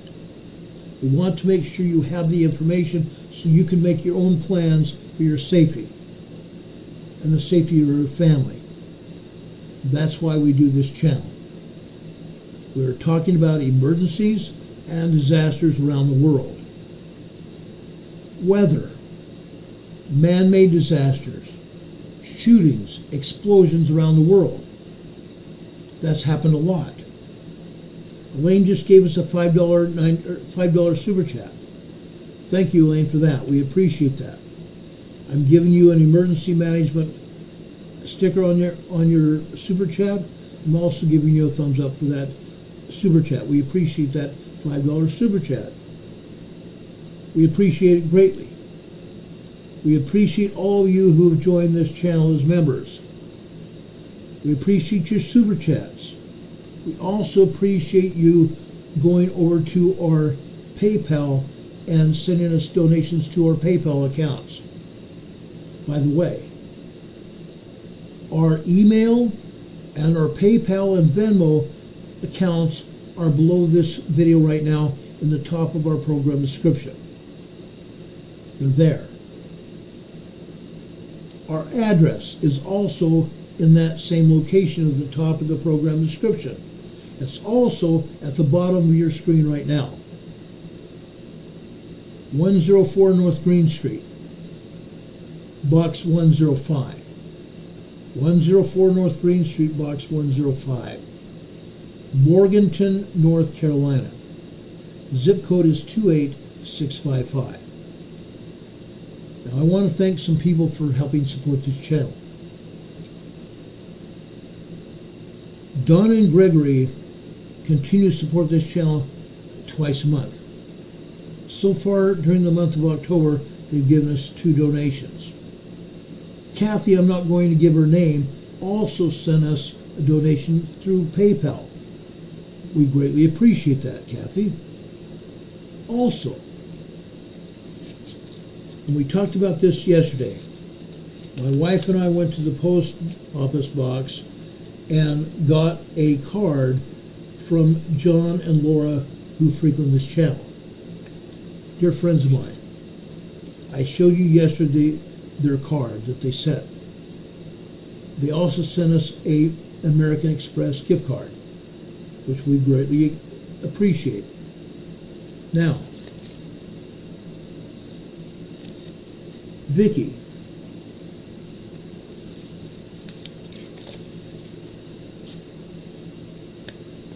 Vicki and John, or Vicki and Juan, sent us a card today and sent us a cash donation inside the card. This card right here. Sent to our post office box. People do this every day. Not just for me, but for other people. This is the thank you card from Juan and Vicki here. Dear Ron and Carol, thank you for all you do. God bless you. Much love, Juan and Vicki. Simple and sweet. We appreciate that. As I've said before, my wife and I love seeing cards from you all. We love hearing from you. Hearing about your life where you live. Hearing about your family. Hearing about your preparedness activities to make sure you get through anything that happens. Because things are going to happen. Things are going to happen. We talk about preparedness every week, at least once or twice a week, if not more. Friday's program is called Preparedness Friday.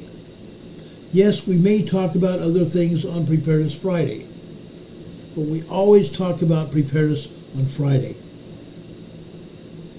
We're going to do that again tomorrow. I want everybody to realize this. We are here for you. While you don't see my wife on camera very often, she's behind the scenes, sending me or talking about with me information that she finds. My wife is very much supportive of this channel. She's very much supportive of each of you because we care. We love each and every one of you. We're grateful to help you. We're grateful that you all are here. We're very grateful for your support as well. We appreciate that more than you know. Very much so. We love you very much. Folks, we're here for you. We are always going to be here for you. I promise you. We are always going to be here for you. I love you. I started this channel because I care. Now, I've been punched in the face, not literally, lately. I haven't been punched physically in the face yet for a long time. I hope it doesn't happen.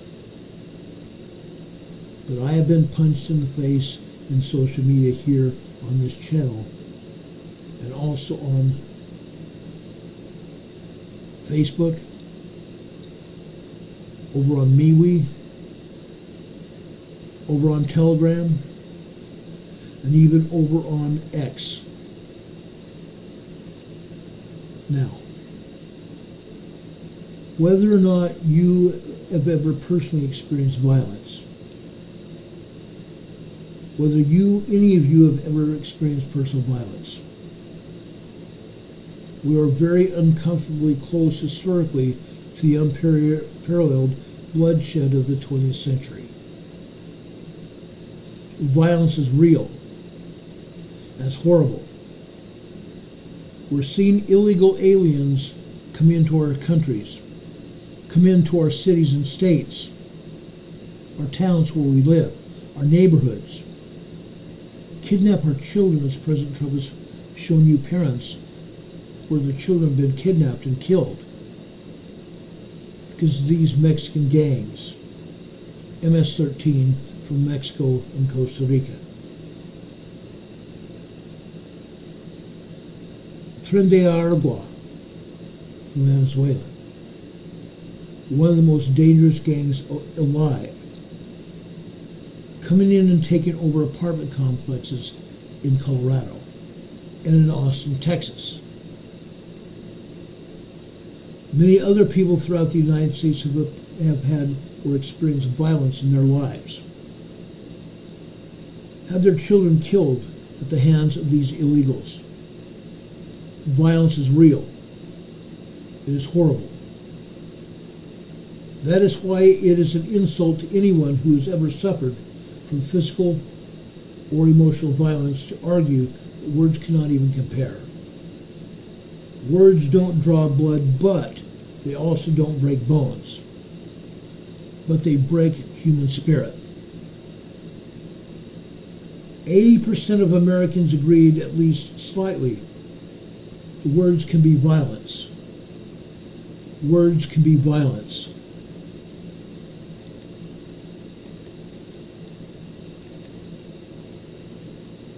Almost half of Americans believe it strongly, saying that the phrase mostly or completely describes their thoughts. It's a phenomenon that we're tracking as of late, because we've seen it happen. A 2021 case Western Reserve University Observer, in their editorial, reasoned that protesting outside an abortion clinic is inherently violent. Protesting outside of an abortion clinic is inherently violent. Only the Democrat Congress would believe that, because they don't want anybody calling the kettle black. In 2022, Cornell students disrupting an Ann Coulter event shouted, among other things, quote, "Your words are violence." Just last year, the Pride office at the University of Colorado Boulder warned that misgendering could be considered an act of violence. Misgendering. But if you're among the 8 to 10 Americans who agree that words can be violence, I ask you this: free speech remains the best alternative to violence ever invented. Free speech remains the best alternative to violence ever invented. But the Biden-Harris administration have been trying to take that away. They've been trying to take away our free speech.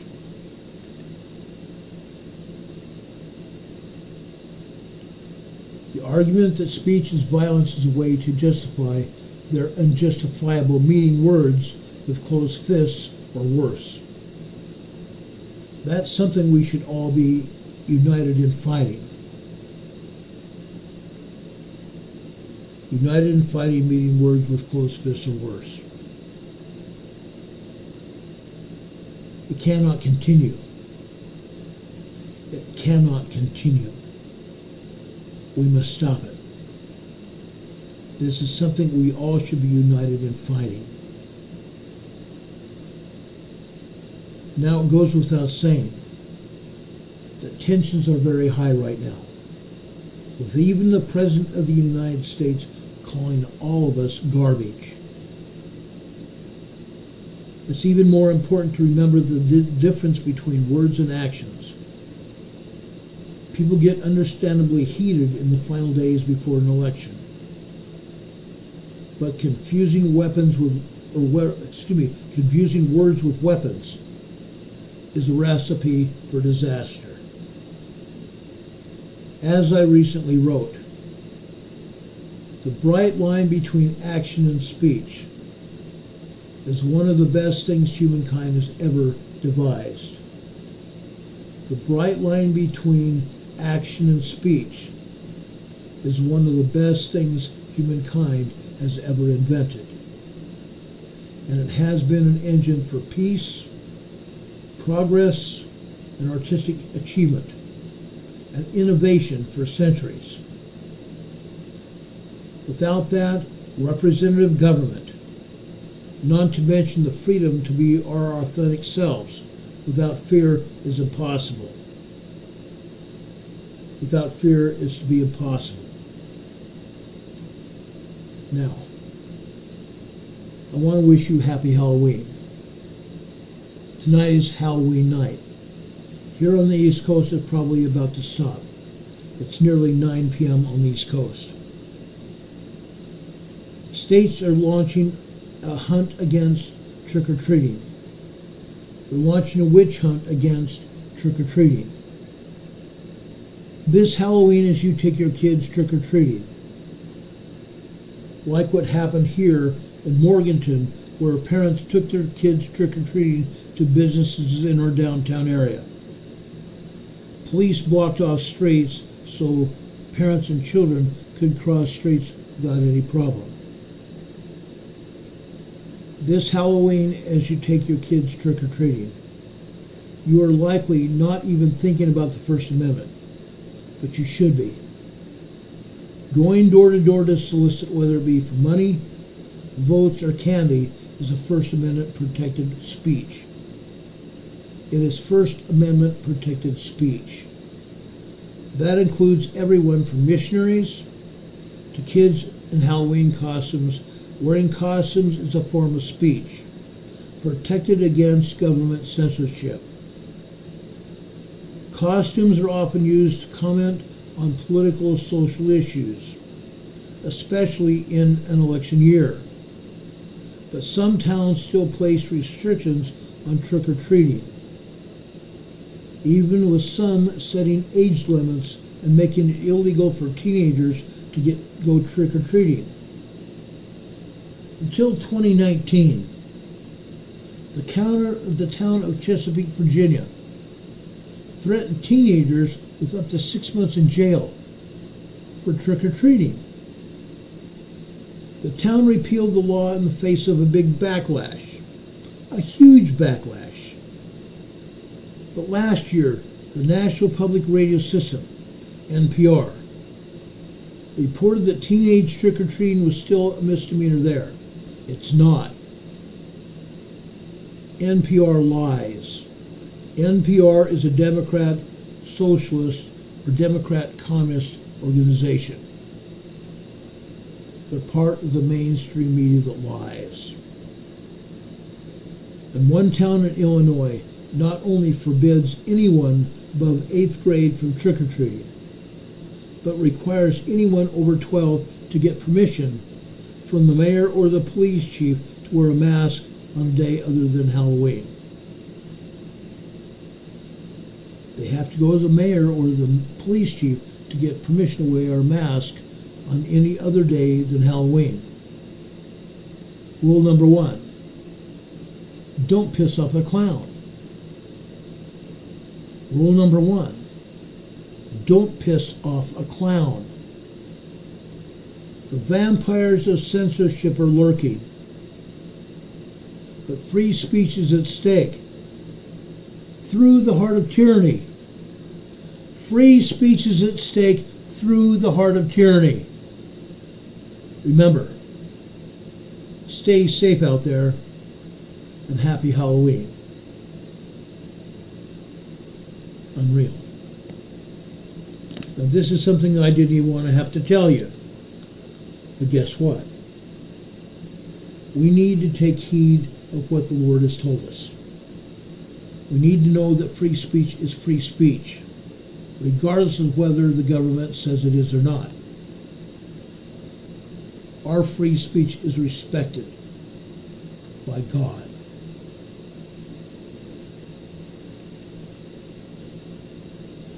Now, in closing, as I've been doing before, I want to share a scripture with you. This comes from 1 Corinthians chapter 3. I'm going to start with verse 1 and 2. It starts off, "And I, brethren,"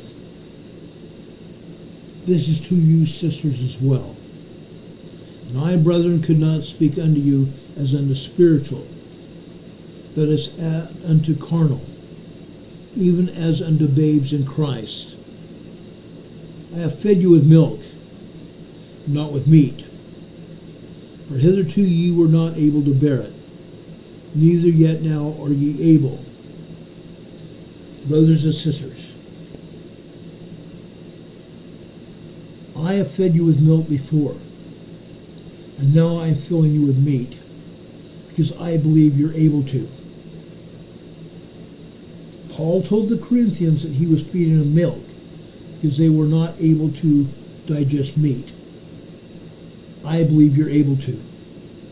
That is why we are so strongly advising you to speak up. Exercise your free speech. I'm asking each of you to go vote if you have not already.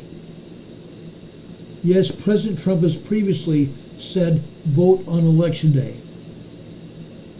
But because so many elections are already in progress, he's asked people to go out and vote anyway.